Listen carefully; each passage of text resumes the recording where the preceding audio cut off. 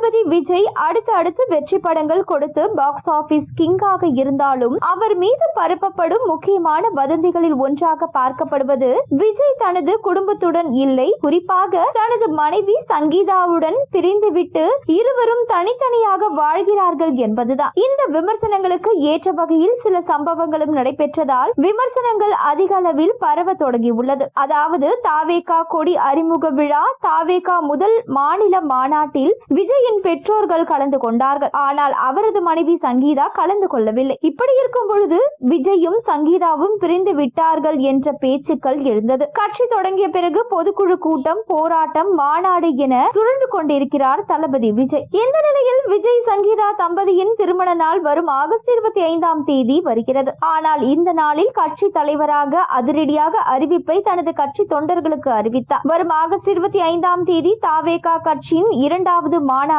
மதுரையில் நடைபெற இருப்பதாக முதலில் அறிவிப்பு வெளியானது. கடந்த சில தினங்களாகவே விஜய் சங்கீதா தம்பதி குறித்து பல்வேறு வதந்திகள் சமூக வலைதளங்களில் உலாவி வரும் நிலையில் தனது கட்சியின் இரண்டாவது மாநில மாநாட்டை தனது திருமண நாளிலேயே அறிவித்திருக்கிறார் விஜய். இதன் மூலம் தனது குடும்ப வாழ்வு குறித்த விமர்சனங்களுக்கு அவர் முற்றுப்புள்ளி வைக்கவே திட்டமிட்டார். பிறகு சில காரணங்களால் ஆகஸ்ட் 21ஆம் தேதி நடைபெற இருப்பதாக அறிவித்தனர். முதலில் தன்னுடைய திருமண நாளில் நடத்தி பல வதந்திகளுக்கு முற்றுப்புள்ளியும் மனைவி சங்கீதாவிற்கு சர்ப்ரைஸ் கொடுக்கவும் விஜய் திட்டமிட்டிருந்தாரா. ஆனால் இரண்டாவது மாநாட்டில் சங்கீதா விஜய் கலந்து கொள்ள வாய்ப்புள்ளதாக சில தகவல்கள் வெளியாகி வருகின்றன. கடந்த ஆண்டு விக்கிரவாண்டியில் நடந்த மாநாட்டில் சுமார் 10 லட்சம் பேர் கலந்து கொண்டதாக கூறப்படுகிறது. மதுரை என்பது விஜய்க்கு பிடித்த ஊராக இருக்கிறது. பழக்கத்திற்காக உயிரையே கொடுக்கும் ரசிகர்கள் இருக்கும் மதுரையில் எந்த அளவிற்கு கூட்டத்தை கட்டுப்படுத்துவார்கள் என்பதை பொறுத்திருந்துதான் பார்க்க வேண்டும்.